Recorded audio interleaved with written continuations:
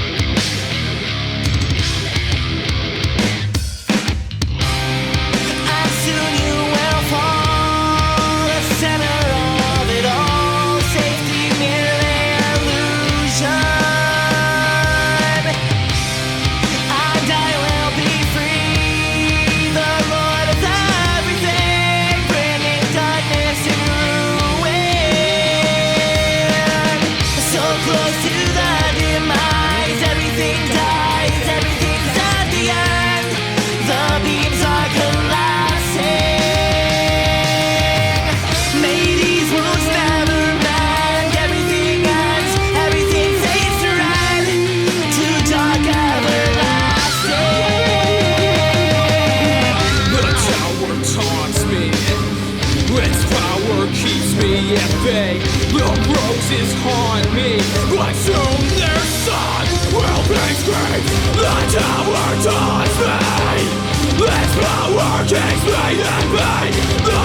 is on me, until this sun will be seized.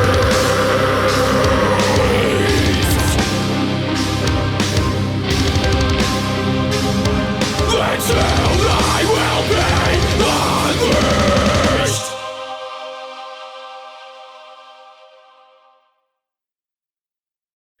All right, American Warrior Festival family, how are we doing? We are back here with episode number 14, and we have the Warrior Brotherhood Veteran Motorcycle Club on here with us today. We're going to talk about the Brotherhood within the Brotherhood. And we have a longtime buddy here, Vector, out of New York. And we have our new friend here, Chili, out of Pennsylvania. So, gentlemen, how are we doing today? Good. All right, man. Appreciate you having us. Oh, man, our pleasure. We're excited to talk about the veteran motorcycle clubs and what you guys do and all the great things coming up. So, why don't we talk a little bit about that? I mean, it's a really unique thing when you have a veteran MC. It's kind of, like I said, it's a brotherhood within the family, within the brotherhood. So why don't we talk a little bit about that, kind of what led you guys to join yourselves and just how you think veteran MCs fit into the veteran community as a whole. All right, I can start. I started prospecting with the club. I think it was in like late fall, winter, early winter, 2017, or no, 2018. Sorry, and I met the guys, some of the other members of the charter. I was just out tooling around on my motorcycle and met those guys and started talking to them. And at the time I was in the American Legion Riders and the Legion Riders was okay, but there was no like common bond. It was a bunch of guys together and not everybody was a vet. And then I meet these guys and these guys they're like tight, man. They were like, they look good. I like what they stood for, and I wanted to be a part of them. It was like, this is where I need to be. This is the right spot, And so I started prospecting in December of 18, and did almost a year, and met the qualifications, and I got patched in August of I think it was 19. I think. Nice. Can't fucking remember dates. But anyway, I got patched in and it's been awesome, and we, we're part of a big nation, Warrior Brotherhood MCs and a national club. And, just getting to know guys all over the place and knowing the fact that no matter where you go, no matter where you are, if you got a problem, you can reach out and there's going to be somebody, one of your brothers is going to be right there, just like it was in the military, you always had a guy you can count on and lean on. Nice. And that's a great feeling, even if you're just traveling with family on vacation or something, and you need to talk to someone locally there. You got your veteran community, but you got your veteran MC, which sounds like, you guys are even in better touch within your motorcycle club, right? Yeah. So it's awesome. Definitely unique. We have a lot of guys who kind of come to us who's looking for the camaraderie, and like Vector said, we love motorcycles. We ride motorcycles, and just that common bond of being vets, and I was sharing earlier that we accept all branches. So, it's not just, kind of one branch, not Army, Navy, Air Force, Marines. We all have that common bond of just being in the military. We can, bust each other's balls, so to speak. Yeah. And we can, just rely on people if we have an issue, like you was saying. But the common theme is motorcycles and riding and, just that brotherhood that comes of it. You learn a lot about a guy when you ride over 200-300 miles with him.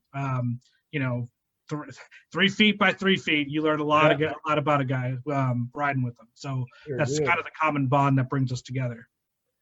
Nice. So it's really, since you guys have joined, it really has brought like the veteran community for you much closer together. It's really kind of made your lives better in a way where you have that camaraderie still that we all miss, Yeah, we like you were saying, there are other veterans organizations, and they're all great. Don't get me wrong, but when you're part of a motorcycle club, there's definitely more of a community aspect, a brotherhood, instead of just sort of speak like a riding club or a social club where you can kind of just join. Hey, here you go. Here's a membership. Come when you can. Being in a motorcycle club, especially a traditional motorcycle club, is a little bit more time consuming, and you spend more time with your brothers and do more community service. Warrior Brotherhood MC is a 501c3. We're a nonprofit. We do a lot of good for the community with veterans causes, and giving back is just as much important as well to our mission.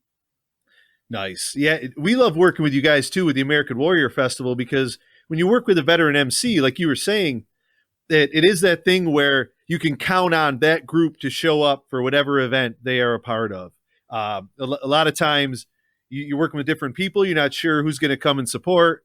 But you guys, I mean, once it's on the calendar, the ride calendar, it's pretty much the gospel, right? I Absolutely. mean, you're going to be there. Yeah. Oh, yeah. Yeah, we got, you got a pretty good commitment, not only Right. time-wise, but there's a financial commitment you're making, and there are mandatory events that you're going to be at, expected to be at. And, there's a level of engagement that's, it's easy to do because your heart's in it, because you're like, man, it's helping vets and you're riding your motorcycle. So it's really not hard to say, hey, Right. we're going to go on this 600-mile ride this weekend. Okay.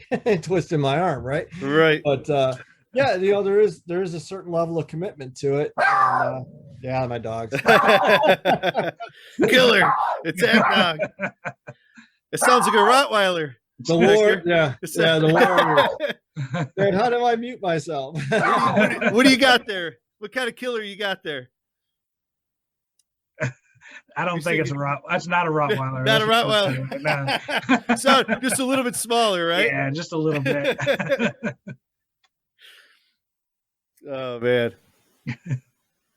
All right, man. I put the blind down now. They can't see.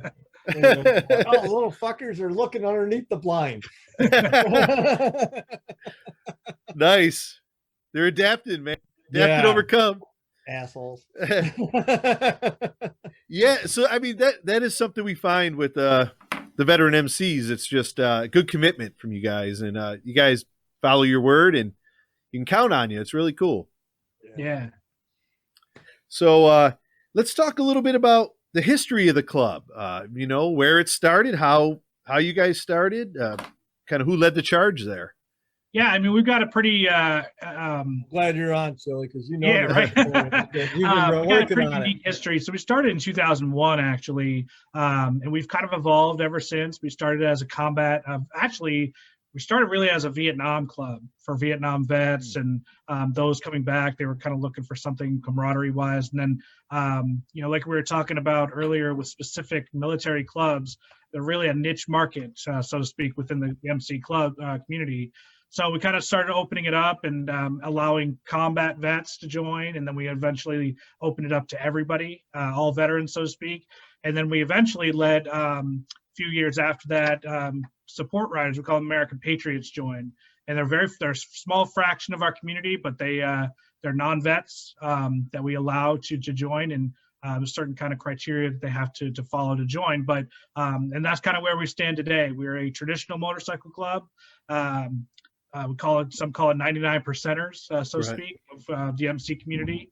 And so we are a fraternal motorcycle club that rides motorcycles. So, Nice. but from there, we started in the South, and so in Georgia, and so we kind of expanded from there. We now have chapters all over the world. We have chapters in Vector said we're a nationwide club, kind of correct, and we're a worldwide club. We have chapters in Japan and Far East. We have chapters in Germany. And we have representation everywhere. So we have, and sometimes, and a lot of that just kind of has to do with where guys on active duty go. So some guys might go to Korea, so we have representation there, but we might not have enough for a chapter, but we do have representation there. So we got guys on boats right now. Yeah, really? Yeah, right. We got guys deployed. So, but we do have, like I said, we've been starting since 2001 and kind of going ever since throughout different periods of transition within the club. That's awesome. So this is your 20-year anniversary, really? Is it 20 years this year? Absolutely. Yep. Awesome. You guys do anything cool for that? We do. We have a nationwide run every year that we do. This time is in the Southwest, so we're going out to the Arizona area where we'll kind of get together, and we'll every year we kind of rotate throughout the country and have a nice little get together, so to speak, to celebrate our 20th anniversary. It'll be hot, but it'll be good. It's like Kuwait hot. It's like, hell yeah, man. Where in Arizona you guys congregating? Like the Phoenix area. Yeah. Oh, Phoenix area. Nice. Yeah. Mm-hmm.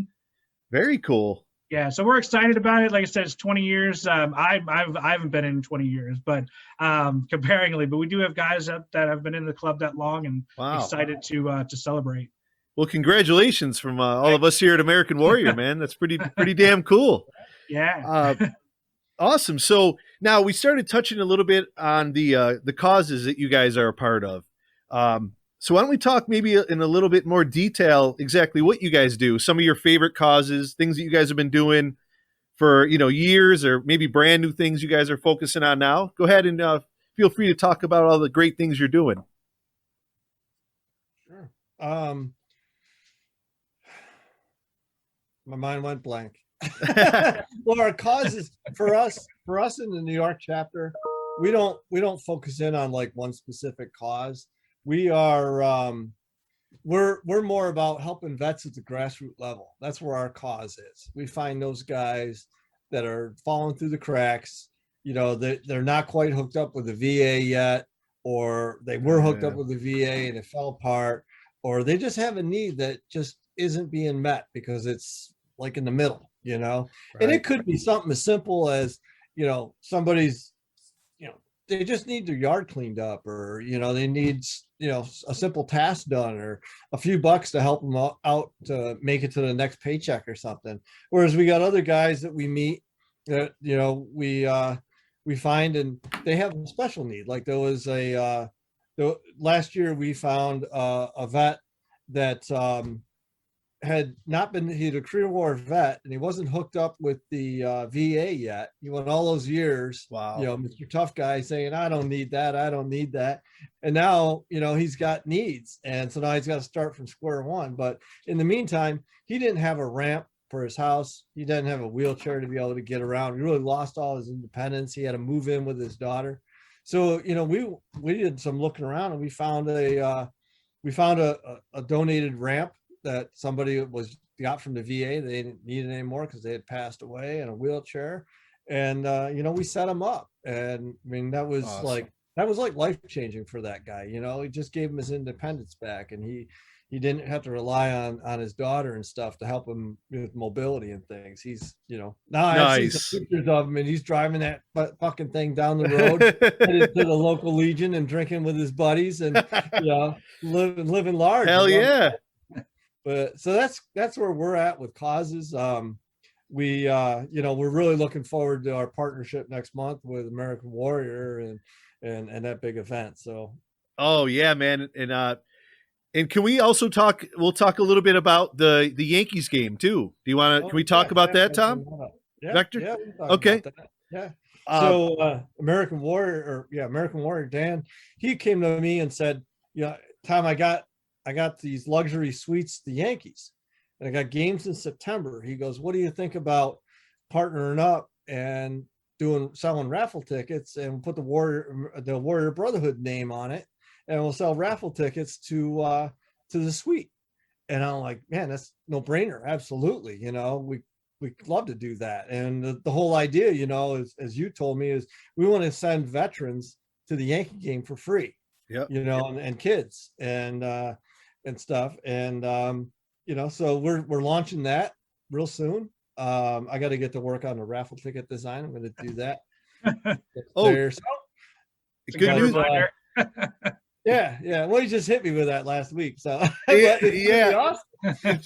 What, Dan, what are we selling the raffle tickets for? Do you remember? They're $10 a piece. And in fact, remember how you sent me the email saying, hey man, everything looks good, but we don't have the ticket price on here. The designer just sent me the updated version this morning. I'll forward it over. It has everything we need now. And then a $10 raffle ticket gets you one ticket? Yeah, here. Yep. It's actually, we could be creative because we have 4 games total. Yeah. So we could really, there's different dates that people can go. So what it will be is we have enough seats remaining for, obviously the vets and kids are the number 1 priority. Number 2, for the raffle winners themselves. And then a couple left over for the club. And like, for example, the Ironworkers Union, New York City, that built the Freedom Tower, they're going to help us out too. They're going to send a raffle tickets through the Ironworkers Union. So that's going to be, this can get really big because a lot of the veteran groups in Western New York too, they want to help. So I think we're going to need a lot of tickets, Tom. All right. Yeah. And then what we could do is, not only will it help just with the cost of the luxury suites, we also can include some of those resources for the Warrior Brotherhood as well. So the bigger it gets, the more resources we'll have. So with you guys hosting it with us, it helps us launch it at the highest level. That's awesome. Yeah, really looking forward to doing that, getting that going. So yeah, absolutely. Cool. All keep it right. going every year, you know. So, for sure. It's not going to be a one and done. You know, we want to have that going forward and continuing on. Oh, it's going to be real exciting too, man. I mean, imagine the vets and the kids' faces when they get to go not only to a Yankee game, but in a suite where whatever former Yankee players are in the stadium, they said they would talk to. Oh, Don, here, what the hell happened here? Look at. You fucking broke it.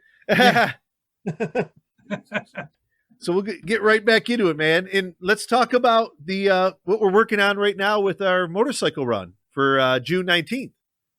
Sure. Well, let's talk about other events that are coming before that. Okay, you got it. We'll walk the calendar. There you go. So club wise, our next big event is Memorial Day weekend.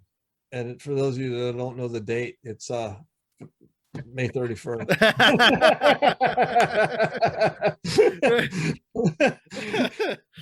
But no, we're going to be headed to the DC area, Memorial Day weekend. You know, every year our club has put on a kind of an honor event on Saturday morning, getting there early, and we wash the Vietnam Wall.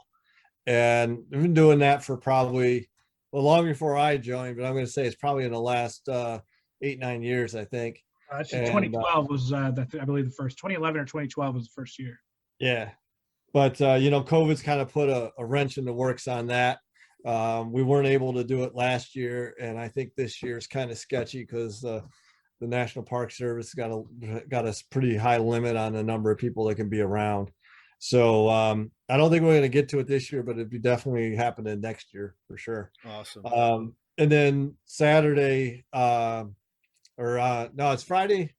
Yeah, Friday we're going to be down in Fredericksburg, and we got an event on Saturday called the Ride to Remember, and that's going to start at the Hooters in Fredericksburg, and it's going to be a ride that's going to go up to and around Washington, D.C. to some memorials, riding around them, and then back down to Hooters in Fredericksburg, where we're going to have a big party. We're going to have a bikini bike wash going. Nice. And Chili's going to be in a bikini. It's going to be fucking awesome. Enough money, man. I'll do whatever you want. But yeah, that party will go on for probably a good part of Saturday into the evening. Nice. So that'll be our big regional event. And then let's see, after that, I think June 19th is our next event. That'll be up in Western New York. That's going to be our Rolling for Veterans event. We've got we're partnered up with American Warrior, and I'll talk about the motorcycle part of things, and then Dan, you can pick up the music part of things. Absolutely. So, motorcycle ride's going to start in Dan's hometown of Leroy, New York. Or is it Leroy? Well, you know, it's officially the old school might be. I've always said Leroy.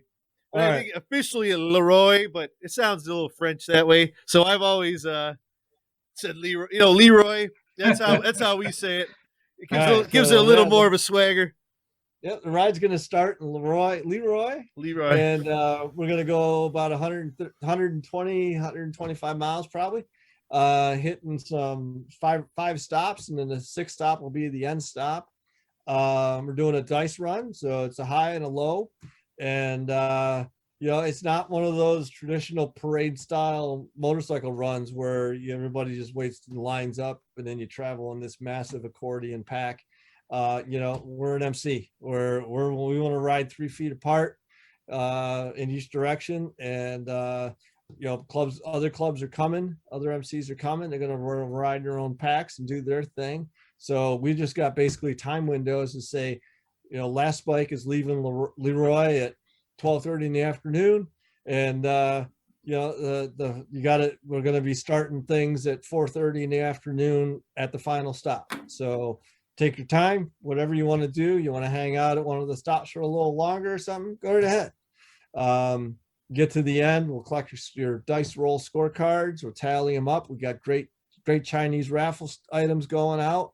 It's going to be a great day. And then once we get to the end point, which is the Irish Mafia Brewing Company, which is in Bloomfield, and we're planning a great endpoint event and party there. I talked to the owner and their event planner, and they're all in, man. They want to set up a tent. They want to have a stage. They're gonna have a beer truck. They're gonna run taps from their brews right there in the parking lot, and it's gonna be a great time. And then I'll let you talk about the entertainment part of it and what that's gonna nice. be like. Yeah, we're excited. We're deciding if it's gonna be full band or acoustic duo. Kind of gonna feel that out, talk it through with the owners of Irish Mafia. I mean, I'm cool with both. I think the MC it would be cool with both. I mean, full rock bands are great, but logistics with the short time we've had, if it means acoustic duo going up there is going to be the better fit, we'll kind of take all that in and see what the overall consensus is. But we're going to have music. We'll invite other veteran groups, nonprofit organizations from the area. The VA Vet Center, our good friend Sean Crandall, fellow Marine, he'll be there. And you've seen the big white VA truck, right? It's like a VA on wheels. And like Tom was saying, the Vector, that the VA on wheels is really a spot for veterans to go in and see how they're doing with their benefits. They need someone to talk to, all these great things that the VA can offer. A lot of veterans don't know are out there for them. So we're excited to bring our partner groups along, and we're going to do so. And we're just going to kind of have a party and facilitate the end of this great run, and get the dice winner going and help out the club. So that's pretty much the gist of it. There'll be great beer, great food, music, veteran groups, and good times. It'll be good. And we've been working. I want to go back a second to our May event in Fredericksburg. We are also raffling off a Glock 43X. Nice. Beautiful gun. It's all customized. And that's $10 a ticket. And if you buy 20, you get 5 free on the gun raffle.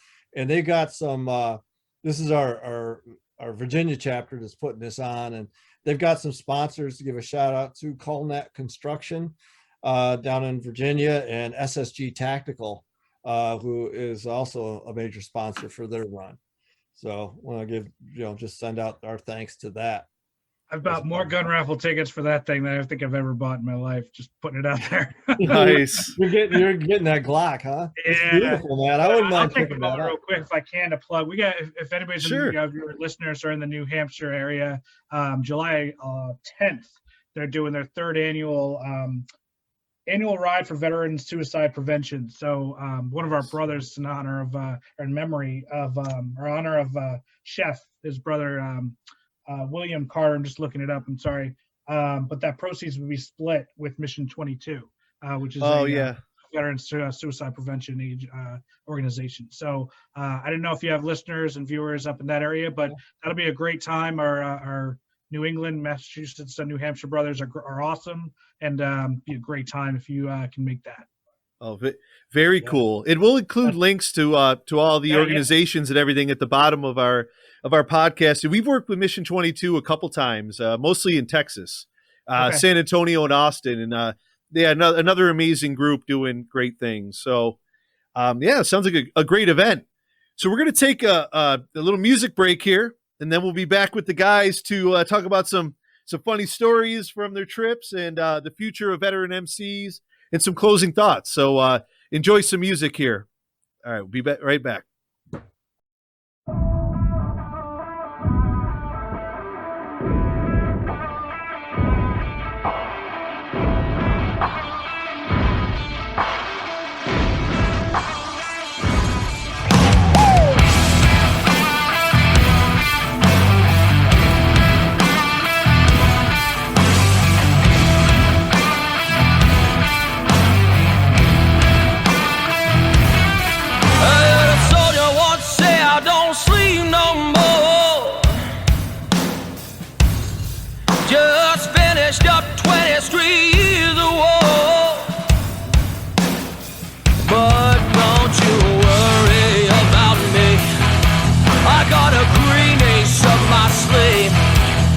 When the night is heavy and the hurt is in my bones, oh, I can keep on rolling strong.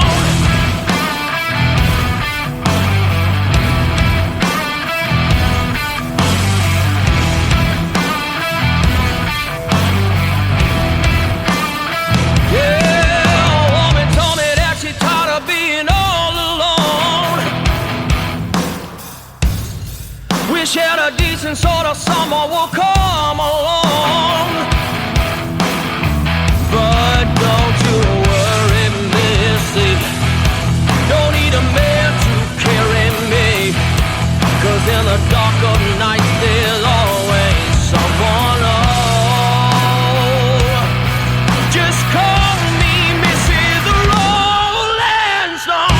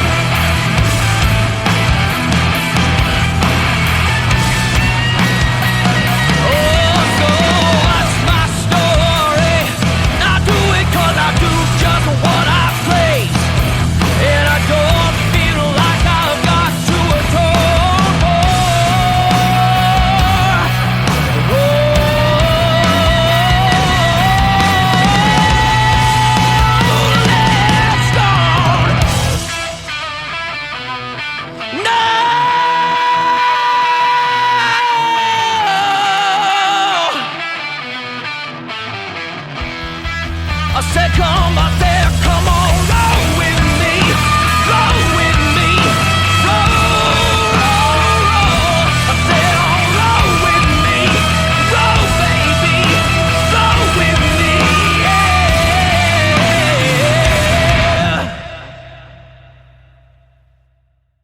All right, welcome back. Gentlemen, we're quite a ways into this episode, and we haven't talked motorcycles yet. So why don't we talk about your bikes? It's gonna be interesting with him and I. So Yeah, it is. Well, let's start off with this. So in our club, we're a veteran MC, and so we have requirements for, like most motorcycle clubs, of what kind of bike you can have, how big it needs to be, and things like that. So we don't limit to a specific manufacturer. You can buy any bike you got is good, but I think the lower end of the limit, I think, is 900 cc's. it's actually a little bit lower. Is it 600? It's 750. So yeah, 750. and that's a lot of just safety. Is we want to make sure that getting on to traffic, getting off the traffic on, really, you can keep up and safe. So because we do ride in formation and we want to make sure that everybody's safe. So 750, I think that's like 50 cubic inches, which almost all Harleys are basically above that. But for the most part, 750 and above, unless you have like modifications to your bike. So, and that stuff can be found on our website about those requirements. Yeah. Nice. So so we got guys that ride Hondas and Yamahas and Suzuki's. I don't know what else, anything. We have the guys that like to ride the Harleys, but the best goddamn motorcycle there is the Indian motorcycle. Nice. Yeah, and the reason why I laugh is that so Vector and I essentially have the same bike. Unbeknownst, we didn't plan it that way, but so I've got a 2018 Indian Chieftain Limited, and he's got a 2018 Indian Chieftain Dark Horse. Nice. Both modified to basically look like Roadmasters. We have a trunks, and that's really for our wives essentially, but does come in handy. So, but yeah, I love my bike. I've got it brand new when it was, it's kind of my dream bike, so to speak. I've got it all staged out, stage 2 cams, aftermarket exhaust, everything like that. So, yeah, I'm quite in love. In fact, nice. You guys, same here, man. Him and I text all the time about, hey, what'd you do to your bike? I'm going to do this. What did you do to get more comfort, or what'd you do to get more performance?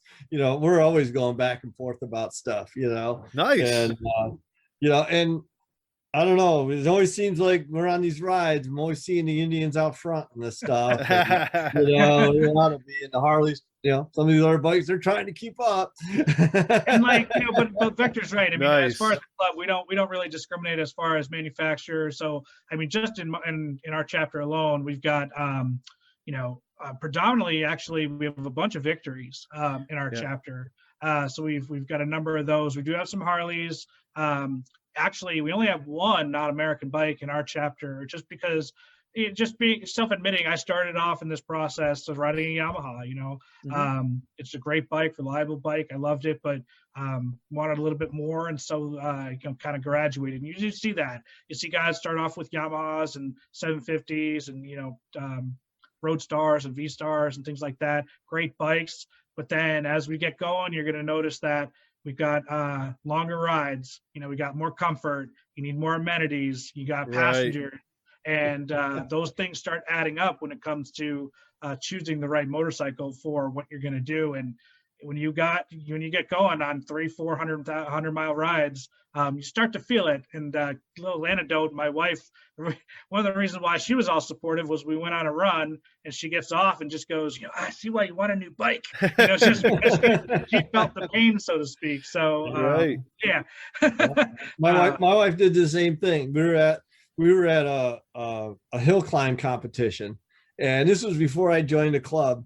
And I think it was a hang around then, and the New York chapter showed up at the hill climb event, Polk's Hole Hill Climb, and so those guys were hanging out. One of the guys in the chapter rode an Indian, and he's got his trunk on there, he's got big old seat and stuff. My wife looks at his bike and she goes, "How come we don't have a bike that's got a big comfy seat on the back of it like that?" And I said, "Are you green lighting me buying a new bike?" Nice. There you go. And she's like, "Well, if I can get a big comfy seat like that." So man, that was it. That's what that is. That was it. I got, I was all in at that point. And she's got armrests back there. She's got all the old lady gear back there. She's loving it. Nice. You guys have any Triumphs? They still have Triumph motorcycles out there? Not so much. I mean, we you haven't seen too many of those. Just throughout our MC, so to speak. You do see them off and on, but not as much as the Harleys, the Indians, the American made, the Yamahas, things like that. But as far as within our set, not as much. Oh, okay. Cool. But if they met the requirements, as long as you ride it. Nice. Yeah. As long as not only you ride it, but you can handle it. There's a lot of guys that get some big ass bikes, and they struggle. They struggle riding sometimes, or low speed handling and stuff like that. So, there's a proficiency, and that's one of the things that you kind of get to know a guy about when he's hanging around or prospecting, and you go on rides with him. You really get a good idea about what kind of rider is this person, and is he gonna be comfortable in that tight formation? Is he going to be okay, with these longer runs and being aware, and, because we ride tight, sometimes we ride fast, and we want to make sure that, they can handle that. We have, you talk about funny stories of riding. I mean, we had a guy who wanted to learn more about our club, and typically we have kind of a process of interviewing and whatnot, but I just kind of felt like, hey, why don't you come tomorrow? We're going on a run. And he was like, okay. And this guy met every checkbox. He's a vet. He had the right size engine for his Harley. I had a Road King, I believe, and enthusiastic, fit the bill. And then we went on a ride up through some switchbacks in Pennsylvania. And boy, was he so far behind. He just couldn't keep up. And we weren't going that fast, maybe just 5 miles over the speed limit, if that. And at one point, he was so far behind. Our treasurer at the time, Voltage, stopped and just turns around and goes, "Did we kill Jim?" Like, because he was that far behind. And you think a guy, and riding's the best way to get to know somebody in some respects. Right. You could talk to your blue in the face about your commitment, but if you can't ride, and you're not willing to keep up and learn, so we can't help you. I was going to say probably right there, then he needed to go and do some work, right? It just put time in. Work with you. Yeah, we're willing to work with you. We have great road captains that are willing to work with people if they fall a little bit behind. But I mean, I love the guy to death, but he needed to go take some courses. Sure. Put the time in, right? Put the time in on the craft. I mean, we'll do that too. If we got a prospect and he's kind of like a little shaky, he doesn't understand the different rules, or he's a little short on the hand signals and stuff like that, we'll take him out and ride with him just in a small group, or one-on-one. And we'll just say, here's what we're doing, and give them a chance to learn. We want people to be successful. We don't want them to not have a good time and fuck up, and just all of a sudden they got a bad taste in their mouth and they're leaving. We want them to hang around. Right. Sure. So we want them to be successful. That doesn't mean we can't fuck with them. But right. There's gonna be a price to pay there, right? I mean, it's probably probably 2 words, right? Heart and attitude to get through that, right? If they need to. How much time are they going to put in? Yeah. And hey, let me work on my riding and come back and give it another shot, right? Much. It's just the big word throughout a lot of the process, and I know we'll talk a little bit about it, is commitment. Right. How much are you willing to commit into honing your craft, so to speak, and learning your motorcycle and learning how to ride and be proficient at it? Because the more proficient you're at it, the safer you're going to be as well. Right, because you guys have, all kinds of skill levels, right? I mean, beginner, people have been riding 10 years longer than the next guy. Maybe one guy is newer but putting more time in. I know teaching guitar, man. A guy's been playing for 30 years but only plays 20 minutes a week. A guy that's been, It's the same thing. You get guys who are ground pounders. We have guys who, one guy in our chapter, for example, he rides to every nationals. He rode to Washington, riding to Arizona, Illinois, and he just takes the time off and he just goes. And I wish I could do that. Yeah, and I wish I don't have the time off of work, unfortunately. But but if you also got guys who can't do that, but still ride every single day they commute to work. So it's really just kind of what you're able to do. But every skill level, we're willing to work, like Vector was saying, with guys who may not be up to par with some of the other guys. But ultimately, it's all about safety. That's really what it's about. Because the like I said, the more proficient you are, the safer you're going to be. And Vector was right. We ride in formation, and you got to trust the guy next to you and in front of you, behind you, to make those right decisions. Yeah. The lead guy goes down, we're all going down. Thanks. That happens. Now, you guys are in a 3x3 box, right? So what happens? Essentially, yeah. What happens with the music selections? I mean, how do you guys? It's hilarious. I mean, some guys decide to ride with comms, but I ride predominantly with our treasurer and our road captain, and I'll just say our secretary has the most. Shout out to Buford. He's got the most, let's just say, diverse music selection. And he lets you know it when he pulls up to a stoplight, and it's everything from, let's just say, Sir Mix-a-Lot to The Who, to baby got back. Like it's everything known to man, and he'll let you know about it. But yeah, when you're on the road, a lot of times it just kind of drowns out. But it's interesting to say the least. Like if it's like having 20 radio stations on at once, right? Yeah. And then you got the guys who, another shout out to my SAA, who when he first started writing, he's like, I don't want radio, I don't want anything, I don't want a fairing, and now he has everything. So it's like you just kind of graduate up to it. Nice. Now, producer Don, are you asking about the patch? I don't know if you guys want to show what the color. Yeah, the colors, your patch. Yeah, I can. I don't know. Becky, you probably don't have that, but yeah, I don't bring my cut champion. Just shout out real quick. So our patch is a 3-piece patch, Nice. and we the center. Our center patch is the campaign ribbon of where you had served or kind of what you served in. So we see a lot of Afghanistan, Iraq, national defense.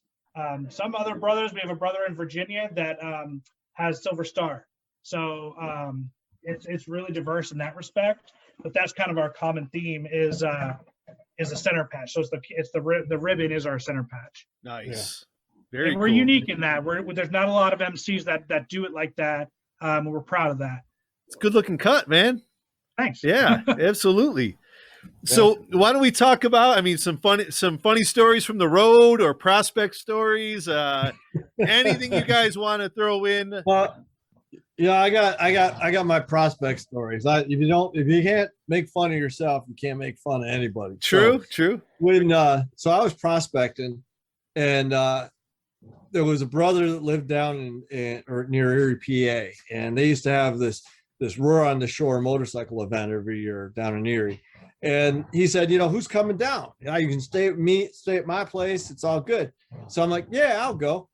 So none of the other guys from our chapter could make it. So I took off, went to Erie, and I get down there and get to his house. And that afternoon we were doing one of the motorcycle runs with the Roar on the Shore event. So it was his girlfriend brings one of her friends with her, another girl with her, and she rides a Harley. I don't know what it was. It was a bobber or some kind. I can't remember. Breakout. That's what it was. And so they get on the bike, and she's got her girlfriend on the back. First of all, it's like fucking smoking hot. You got 2 chicks on a Harley. It was like, wow.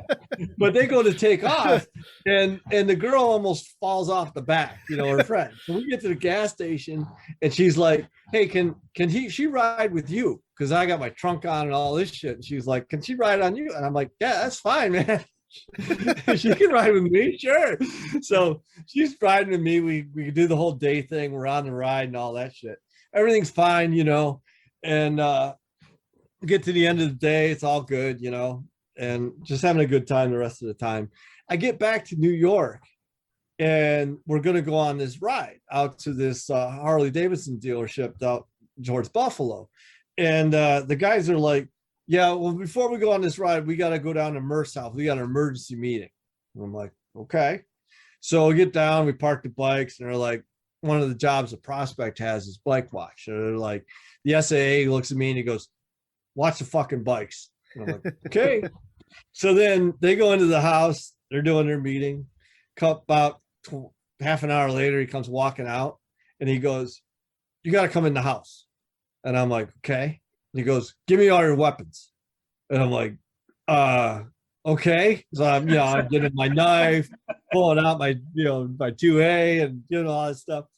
Go into the house, and I walk into the basement, and the president's there, and the SA's there, and the president looks at me, he looks all pissed off, and he's like, get on that line. The guy had a dartboard in his basement, so they had the tape for the darts, and he's like, get on that line. And I'm standing on that line, and I'm like scared shitless. I'm like, what the fuck's going on, And these guys are all looking at me like they're gonna beat the piss out of me. And he goes, I got a letter, and he starts reading this letter, and it's about how I went down to Erie, Pennsylvania, and it's from the medical director, the chief nursing officer or something from this medical center, complaining about how I made sexual advances and I was insulting, and I did all these horrible things to this girl, and they're like, read this letter, and I'm like, holy shit, man, I didn't do any of that crap. What the hell are they talking about? And they're like, what do you got to say about yourself? And I'm like, just stammering, I'm like, I don't know, man, I didn't touch her. I swear I didn't touch her. I got edit that out. so I get, they're standing there making fun of me and shit about it. And they go, you know what? Take his fucking cut. Oh. And I'm like, you don't give up your colors, I don't want to give up my prospect cut. So, they fucking stripped my cut off. And I was like, I'm like taking it off. I got a look of shame. I'm like, fucking, no. What the hell is this? I worked hard for this shit. And so they take my cut, and they're like, we don't know what to do with you. We're going to bust you back to hang around, maybe. We got to think about this. And, all of a sudden, out of nowhere, he's like, put this on. And it's my cut. They were patching me in. Oh, it was awesome, but they embarrassed the shit out of me. I was all in thinking I'm fucked. That's it. Is all this work I put in for nothing. They're not going to accept me. And man, they hung that cut on me, and it was like one of the best moments of my life, man. Nice. And, then from there we went on this ride out to this Harley Davidson dealership, for their event stuff, and it was just fantastic. What a great way to get presented, though, right, man? Or get patched in. Kind of shit, man. You don't know when it's coming. You don't know how it's coming. You don't know at any given moment. Life of a prospect. It's like when you went into basic training, it didn't matter if you were right. You were fucking wrong. Oh yeah. That's the kind of life of the prospect. Well, talk about a range of emotions, man. Oh, right. Shit, I was all over the place. And they took a video of it. They got it out there. They're sending it out to the whole club. The whole club is like, oh my God, it's the best passion video ever. And you knew you had that girl on the back of your bike. So you're like, oh shit, here we go. Try to be a good guy. Oh yeah. Sexually harassing. Oh, good looking, man. I wish I sexually harassed her. Oh man. Oh shit. Oh yeah. Did they set you up by putting her on your bike? No. Oh, no. Okay. That was all legit. That whole part of it was legit. Okay, so that whole thing wasn't a setup. Nice. But, the guy that I was staying with down there, he just when they were talking as part of the chapter, the brothers talking about how we gonna do this. He said, I got a story for you, so nice. That's where it all came from. And I called him up, right afterwards. And I said, you asshole. And he's like, that was fucking great. Awesome. That's good times, man. Yeah. That's the kind of shit where, what happens to you as a prospect is where your road name can come from. And I'm going to turn over to Chili. He's got a great story about his road name. So nice. No, I mean, I was just gonna share. I mean, I don't have one huge funny story, so to speak. For me, it's a lot of little things that happen. Sure. I mean, you'll be riding down the road, and even on the way to nationals in Illinois, our Northeast rep hit a road cone, and you're all of a sudden thinking oh my God, and he's talking about going down to nationals last year. We had a ton of chapters. And so all of a sudden this road cone starts spinning all over, and, everybody's trying to determine where to go. And so the rest of the weekend, another brother put a road cone on his bike wherever he went, and he was tasked with doing that. So nice. A lot of little stuff like that. But I mean, it's just a case in point for story for me. As a prospect for me, we went to this chili cook-off, and, with another MC, a veterans MC actually. And, and one of our other prospects and myself were entered, let's put it that way, into this contest. And man, I just demolished this bowl of chili in the name of the club. And my ass hurt immensely the next day. One of our other brothers was like, he said, what are you doing tomorrow? And I said, well, I'm going to church. And he said, you're just going to be sitting in that pew or that bathroom and going, hallelujah. Because that's where you'll be and turn up. It just hurts so bad. But there's a video of it actually probably somewhere. It's things you do on behalf of the club. So, but it's a lot of little things, man. You'll be just going about and somebody will do something and, And that just funny shit just happens, you know. And it happens organically and when you least expect absolutely. Yeah. We had one of the brothers in our chapter. We were riding down to PA. We were on September 11th, and we were headed to PA because Chili, they couldn't do their event early in April because of COVID, so they kicked it to September. So we're riding down in September, and we're going down 390 through New York, getting to the PA border, and I think there was three of us, and that was another time. That was in May. That was May we did this. That was Memorial Day. Wrong day. It was Memorial Day. We rode down.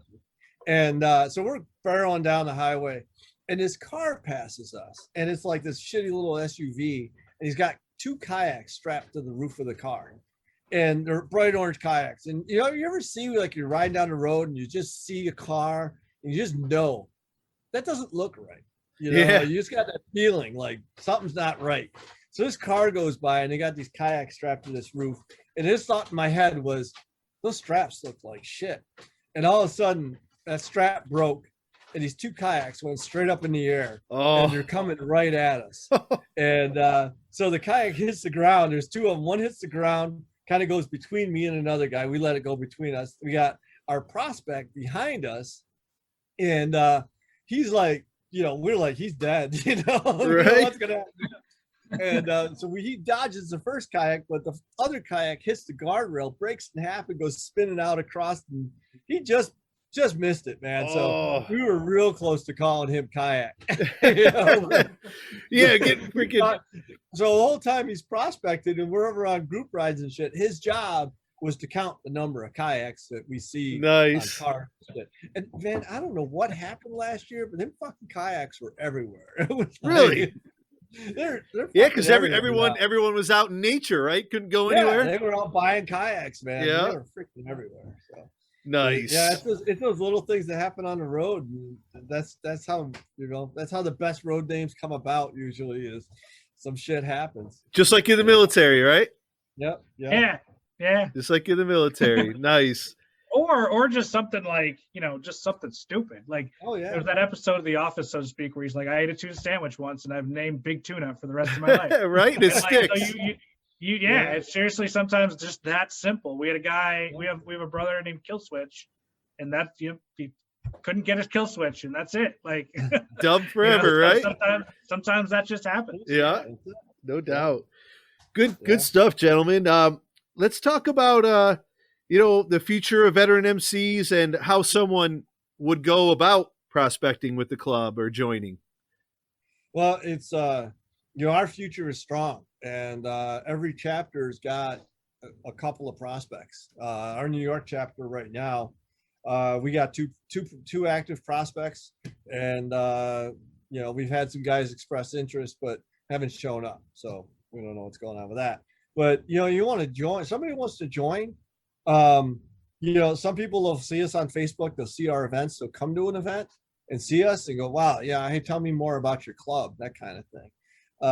Others, will seek us out on Facebook and say, or they're changing duty station or something, they're active duty, and they're just put it on Facebook. I'm looking for a veteran MC in the area.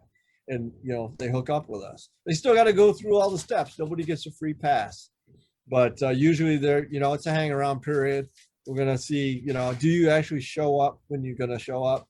Do you remember our names, what's the first time right. you meet us, that kind of stuff. So yeah, that's kind of how the process goes. Some MCs, some chapters start the prospect period by they only prospect when they're invited to prospect. Other chapters will say, hey, you've hung around with us a few times. Do you want to prospect? As if they say yes, then we'll talk to them about prospecting and what that's going to look like. Nice. So different chapters do it different ways, but everybody's going through the process. One of our key things as a prospect process is you have to attend a national event. And like Chili said earlier, our national event's in Arizona. So if you can't make it because you just started prospecting and you didn't have time off work or your family's got another commitment or something, it's no problem. You can get a pass, but you're not going to put on a patch until you go to a national event. Right. And so, there's that kind of requirement. Then it takes some dedication to do it, to hit those events. Go ahead. No, I was going to say, I mean, just how can you join is just show up. I mean, that's really it is that's the easiest way with not just with us, with any MC. If you see us out and about or any club, just, respectfully walk up to yourself and say, hey, I'm Joe Schmo, and, interested in what you guys do, looking to learn a little bit more. And is there any way you can share some information on how to join, or can we talk a little bit, just kind of get to know people. And that's really it. Because if ultimately what you're trying to do is join an MC, you're trying to join a brotherhood, and best way to do it is talk, just to find out some more information. I guarantee you that if you walk up respectfully to any MC and ask, hey, what does it take to join? I promise you that they'll be more than receptive to at least just have a conversation with you. Nice. People get that stigma about joining an MC and, the big tough guys, I don't want to talk to them and this and that. Just, if you're respectful and you walk up and just ask how to join, they'll let you know. Every club is different, and we're a traditional motorcycle club, like Vector was saying. So we don't just kind of hand an application and say, here you go. There's a process, and one of those processes hang around. So just getting to know the club, getting to know you, it's a vice versa. And then, as Vector was saying, there's a prospect period, and that's kind of an interview phase where we get to know you get to know us, test a little bit of commitment. And if both sides work it out, and maybe one day we'll call ourselves brothers. But that's typically for almost any MC, any traditional MC, I should say, the road to wear a patch. Nice. Awesome. Yeah.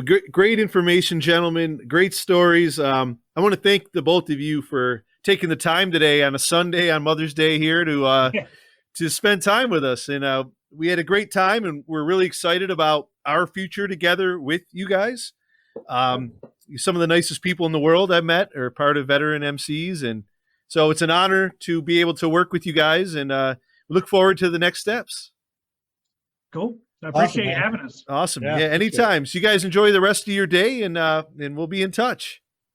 Sounds good. All right, man. Take care. Yep. See you later, Dan. The American Warrior Festival podcast, brought to you by Oliver's Candies, the creator of the American Warrior Festival candy bar. Oliver's Candies is proud to offer you the largest selection of award-winning chocolates made in Western New York. Visit them online at oliverscandies.com.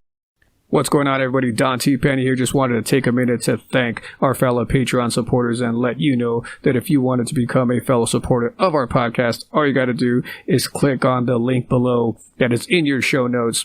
Or if you're listening to this / watching this on YouTube, all you got to do is go to the video description. We will have a link to the Patreon page right there in that description as well. And that will take you to the homepage where you can see the 6 different options for our Patreon program. Feel free to browse through it, guys. Click on them, see which one best suits you, and any support, any help that you guys would offer us is much appreciated. It helps us put more content out for you and push this podcast to that next level. Once again, guys, thank you for all your support. We're going to continue to do our job. You guys have a great rest of your day. We're out. The American Warrior Festival podcast is brought to you by the Red Osier Landmark Restaurant, Oliver's Candies, Smoking Eagle Barbecue and Brew, The Firing Pin, Orcon Industries, Ken Barrett Chevrolet Cadillac, TF Browns, One LLP, Batavia Legal Printing, Gun Track App, and AmeriHome Healthcare.